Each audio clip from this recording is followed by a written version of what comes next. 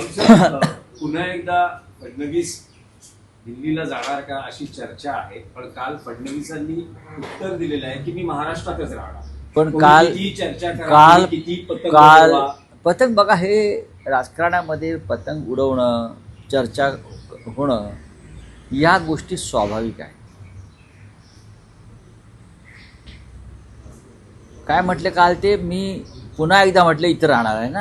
आणि त्यांचं असं म्हणणं आहे रिकाम टेकड्यांना काय चर्चा करायची बरोबर ती करून आहे. घ्या. आता प्रधानमंत्री रिकाम टेकडे आहेत का मला सांगा जरा.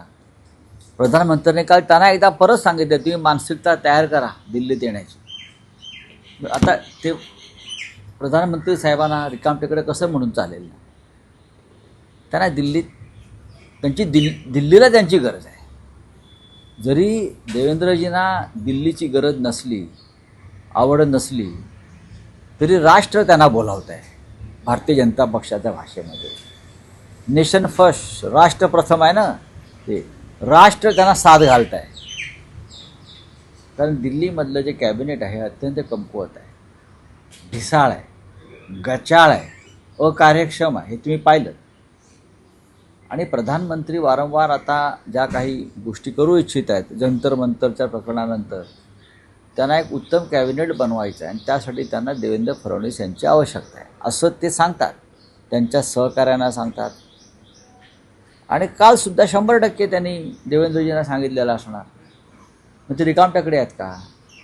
देवेंद्रजी हळूहळू इकडलं काम आवरतील आणि दिल्लीत जातील.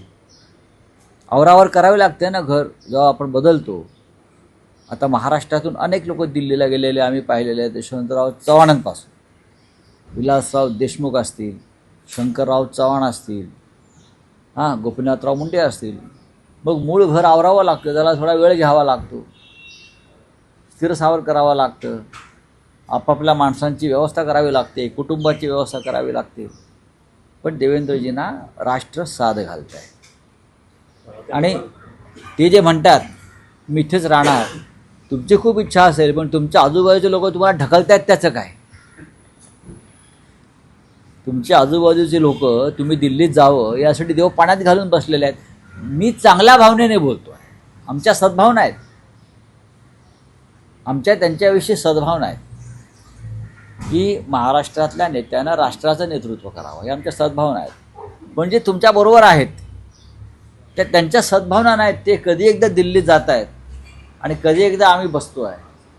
असे बरेच लोक आहेत. जसे ते देवेंद्रजी प्रधानमंत्र्यांना भेटतात तसे काही लोक अमित शहाना भेटतात जाऊन सारखे. आता त्यांना तुम्ही दिल्लीत घेताय, आता तरी माझं करा. हे मला माहिती आहे, यांच्यापेक्षा दिल्ली मला जास्त माहिती आहे कुठे काय आहे ते. जसे राहुल साहेब, फडणवीसांचं एक विधान होतं जे अत्यंत प्रचलित आणि प्रसिद्ध झालं, ज्यात ते म्हणायचे की मी पुन्हा येईन. हो हो, सारखं म्हणायचे मी पुन्हा येईन आणि ते पुन्हा आले. नाही. आता ते म्हणतात की मी इथेच राहीन. इथेच राहीन म्हणजे तिथेच राहणार नाहीत. ते जेव्हा म्हटले मी पुन्हा येईन तेव्हा ते पुन्हा आले नाहीत, लक्षात घ्या. ते जेव्हा म्हणत होते मी पुन्हा येईन तेव्हा ते पुन्हा आले का. नाही, ते पुन्हा आले नाहीत. त्यांना पुन्हा येण्यासाठी शिवसेना फोडावी लागली, राज्यपालाला इकडल्या मॅनेज करावं लागलं, 50-50 कोटीला माणसं विकत घ्यावी लागली. एकनाथ शिंदेना लालच द्यावी लागली मुख्यमंत्रीपदाची. मुख्यमंत्री म्हणून शिंदे आले, ते नाही आले. तेव्हा त्यांचं जे म्हणणं आहे मी असं म्हणालो आणि ते पुन्हा आले नाही. पण मग मी इथेच राहीन यासाठी त्यांना काय करावं लागेल. नाही, ते इथेच राहणं अवघड आहे. मी काय आम्ही त्यांच्या वाईटावर टपलो नाही, उलट ते आम्हाला इथे हवे आहेत. पण त्यांना राष्ट्र साथ घालतंय ना.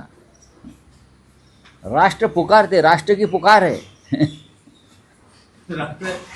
एक म्हटलं ना की 21 तारखेला केंद्रीय मंत्रिमंडळाचा विस्तार. बघा, देशाच्या पंतप्रधानांना आणि राज्याच्या मुख्यमंत्र्यांना एखाद्या मंत्र्यांना सामावून घेण्यासाठी, मंत्रिमंडळात फेरबदल करण्यासाठी, विस्तारासाठी 1 तास ही पुरेसा असतो. आता 4 मंत्री घेतलेत म्हणून 5वा घ्यायचा नाही 2 दिवसांनी असं काय संविधानात लिहिलेलं नाही. एक राष्ट्रपतीला किंवा राज्यपालाला पत्र पाठवायचं असतं, त्यांना शपथ द्यायची आहे, असे पूर्वी झालेले आहेत कार्यक्रम. त्याच्यामुळे मला माहिती आहे सगळं.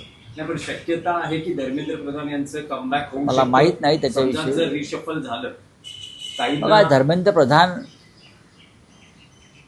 हे त्यांच्या शिक्षण खात्यामध्ये उत्तम प्रकारे काम करू शकले नाही, त्याच्यामुळे या देशामध्ये एक आंदोलन त्यांच्या विरोधात उभं राहिलं आणि म्हणून त्यांना त्या दबावाखाली प्रधानमंत्र्यांना त्यांचा राजीनामा घ्यावा लागला आणि त्या राजीनाम्याला अद्याप 1 महिनाही पूर्ण झालेला नाही. अशा वेळेला धर्मेंद्र प्रधान यांना परत घ्यायचं असेल तर देशातल्या युवकांच्या मानसिकतेचा विचार करावा लागेल. त्यांना कोणतं खातं तुम्ही देणार आहात काय? शेवटी हा त्या प्रधानमंत्र्यांचा अधिकार आहे. प्रधानमंत्र्यांना जर तरुणांच्या जखमेवर मीठ चोळायचं असेल आणि वातावरणाचा पद भडका उडवायचा असेल तर प्रधानमंत्री हे करू शकतात. भारतीय जनता पक्ष हे करू शकतात. पण एक जेनझींचं आंदोलन आणि आता 7 राज्यांच्या निवडणुका दृष्टिक्षेपात आहेत, ज्यात सगळ्यात मोठी निवडणूक उत्तर प्रदेशाची. बरं. त्या पार्श्वभूमीवर भाजपमध्ये काही अंतर्गत फेरबदल झालेले आहेत. नितीन नवीन यांची नवी टीम समोर आली आहे, ज्यात महाराष्ट्रातले 3 चेहरे आहेत. विनोद तावडेंना पुन्हा सरचिटणीस केलं गेलेलं आहे, भारती पवार उपाध्यक्ष आहेत, पियुष गोयल यांना खजिनदार केलेला जे आहे. मोजके संघटनेच्या दृष्टीनं शहाणे लोक मी त्या टीममध्ये बघतो आहे, त्याच्यात विनोद तावडे आहेत, ज्यांनी संघटनेचं प्रदीर्घ काळ काम केलेलं आहे, अखिल भारतीय विद्यार्थी परिषदेपासून. असे इतर काही लोक असू शकतात, म्हणजे मला माहिती आहेत संघटनेतले लोक आहेत. आता राष्ट्रीय अध्यक्ष जो असतो कोणत्याही पक्षाचा, तो त्यांची एक टीम नवीन बनवतो आणि त्यांच्याबरोबर काम करतो. जशी JP नड्डाजींची होती, त्याच्या आधी व्यंकय्या नायडूंची असेल. आपापल्या पद्धतीनं लोक काम करतात, त्याच्यावरती आपण मत व्यक्त करणं बरोबर नाही. त्याबरोबर दिल्ली सुप्रीम कोर्टामध्ये आज सुनावणी होती. आज आमचा युक्तिवाद संपेल. आज कपिल सिब्बल, त्यानंतर अर्धा पाऊण तास देवदत्त कामत, हे 2 वरिष्ठ आमचे जे वकील आहेत, ते आज आमचा युक्तिवाद संपवतो आणि त्यानंतर समोरचे जे लोक आहेत फुटीर गट, ते वेळ घेतील आणि त्यांचं साधारण 4 ते 5 दिवस त्यांच्यासाठी सुप्रीम कोर्ट देईल आणि मग क्लोज फॉर ऑर्डर राहील निर्णयासाठी. आणि साधारण 1.5 महिन्याच्या दरम्यान, 1-1.5 महिना तेवढा वेळ लागतो, कारण हा खटला अत्यंत महत्त्वाचा आहे, ऐतिहासिक आहे, माइलस्टोन जजमेंट असेल, तर त्यासाठी त्यांना 1-1.5 महिना लागेल असं वाटतंय मला. भारतीय जनता पार्टीप्रमाणे आता दिमागी नक्सल चांगली गोष्ट आहे.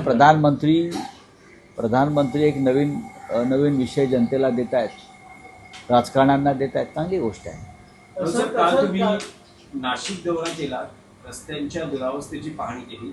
उद्या मुख्यमंत्री देवेंद्र फडणवीस नाशिकचा दौरा करतायत. बरं.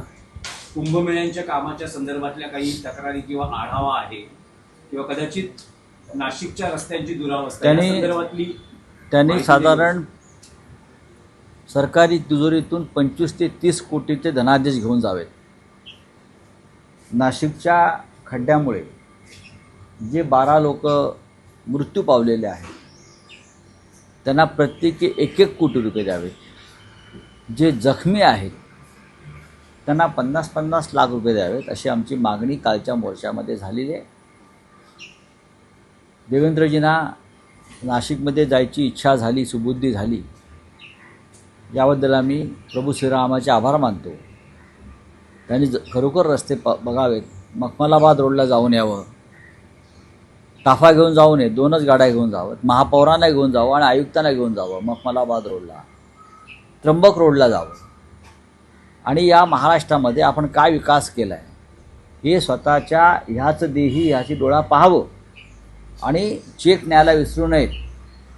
नुकसान भरपाईचे 12 लोकांनी नाशिकमध्ये, तुम्ही दत्तक घेतलेल्या नाशिकमध्ये फक्त खड्ड्यामध्ये जीव गमावलेले 12 आणि 50च्या पेक्षा जास्त लोक हे कायमचे जायबंदी झाले आहेत. याला आम्ही 302चा सदोष मनुष्यवधाचा गुन्हा मानतो. महापालिकेच्या महापौरांवरती आणि आयुक्तांवरती आणि कुंभमेळा आयुक्तांवरती हे गुन्हे दाखल होणं गरजेचं आहे. त्याशिवाय या महाराष्ट्राला शिस्त लागणार नाही. चला एक म्हणजे कालच्या परिवहन विभागाच्या गणपतीतल्या कार्यक्रमामध्ये दोन गोष्टी झाल्या. एक तर वंदे मातरम चुकीचं लावलं गेलं, त्याच्यामुळे अनेकांनी त्याला थांबवलं. मग ते बरोबर वंदे मातरम जे ते लावलंच नाही, बॉलिवूडचं वंदे मातरम लावलं गेलं. दुसरं एक गोष्ट आली ती म्हणजे पुन्हा एकदा शिवसेनेच्या कार्यक्रमामध्ये म्हणजे एकनाथ शिंदे यांच्या जो परिवहन विभागाचा कार्यक्रम होता त्यामध्ये एकही भाजपचा नेता नव्हता. याच्या आधी देखील डोंबिवलीतल्या कार्यक्रमात नव्हते. त्याच्या आधी असे ही सलग रांग लागलेली आहे शिवसेनेच्या मालिका आहे अपमानाची. ठाणे जिल्ह्यामध्ये नव्हे तर संपूर्ण महाराष्ट्रामध्ये भाजपा आणि ते मिंदे गटामध्ये हे फूट स्पष्ट दिसते. जिथे मिंदे गट आहे तिथे भाजपा नाही, जिथे भाजपा आहे तिथे मिंदे गट नाही. हे आता नवीन राहिलेलं नाही. ही दरी वाढत चाललेली आहे, त्याच्यामुळे ते दरे गावात जातात. हां, त्या दरीमुळे.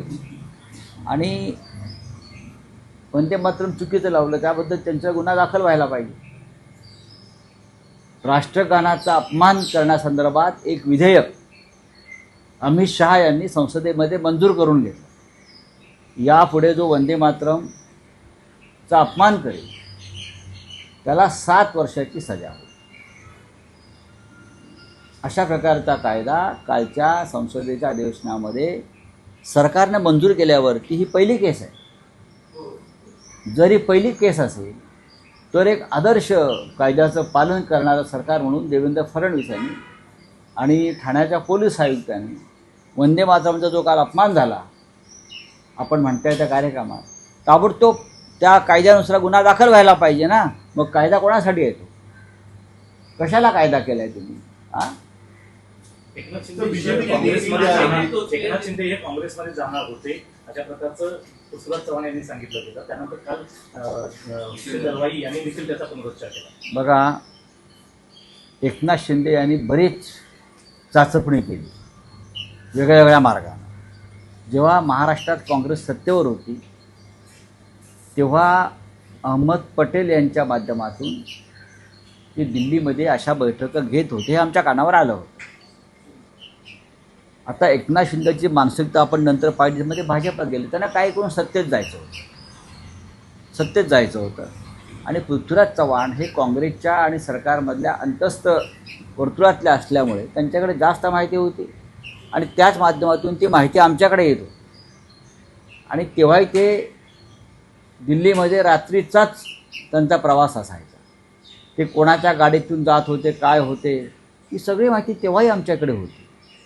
पण आता ते भारतीय जनता पक्षामध्ये गेले आहेत, अमित शहा त्या पक्षात गेलेले आहेत. कुंभमेळ्याच्या कामाचा आता बनावट वर्क ऑर्डर निघाल्याची माहिती त्याच्यावर काल बोललो मी. चला, थैंक यू. बोलिए. बीजेपी की नई टीम तैयार होगी, इसका क्या कहना है? क्योंकि ने देखिए, बात ऐसे है, किसका कमबैक होता है, किसको बाहर निकाला जाता है, ये उस पार्टी का एक अंदरूनी मामला होता है, संगठन का. उस बारे में किसी और पार्टी के लोगों ने बात करना ठीक नहीं. भारतीय जनता पार्टी के अध्यक्ष हैं नितिन नवीन जी. नवीन का मतलब मराठी में होता है न्यू. अब नए नए आए हैं तो उनकी नई नई टीम बनेगी. अब वो क्या चमत्कार करते हैं वो देख लेंगे. कुछ पुराने लोग आए हैं, जिसको निकाला था, स्मृति जी को वापस चांस मिला है, राम माधव जी को चांस मिला है, विनोद तावड़े जी हमारे हैं उसमें. सबसे अनुभवी व्यक्ति अगर कोई होगी तो विनोद तावड़े है उसमें. संगठन के बारे में देख लेंगे, संगठन है उनका. सवाल उठाया जा रहा है, हाँ? कप्तान पे ही सवाल उठाया जा रहा है. टीम चेंज की पर कप्तान पे भी सवाल उठा हुआ है. अब कप्तान कौन है? नितिन नवीन जी है ना. कौन है आप मुझे बताइए ना. कप्तान कौन है बताइए ना. आप किसको कप्तान मानते हैं? मोदी जी 2029 से पहले कप्तानी चेंज हो जाएगी. तो दिमागी नस्लवाद जो बताया गया है इस पर क्या कहना है? दिमागी नक्सलवाद एक जिसके दिमाग से आया है, चाहे प्रधानमंत्री हो या प्रधानमंत्री को स्पीच लिख कर देने वाले हो, उनके दिमाग के बारे में देश को बहुत चिंता है. उनका दिमाग ठीक है क्या नहीं वो देखना पड़ेगा. अगर ठीक नहीं है तो उनके दिमाग पर सर्जरी करनी पड़ेगी. इस देश के युवाओं को, पढ़े लिखे लोगों को आप दिमागी नक्सलवाद बोलते हो, ये कहाँ से आता है ये शब्द? कभी कॉकरोच बोलते हो, कभी दिमागी नक्सलवादी बोलते हो, कुछ और क्या बोलते हो. आपका दिमाग ठीक नहीं है। सर इलेक्शन कमीशन की तारीफ की जाएगी ट्रम्प के द्वारा। अरे छोड़ो तर झूठी मंत्र्यांचे अधिकार रद्द करण्याचा पुन्हा एकदा अधिकार जो आहे तो मुख्यमंत्री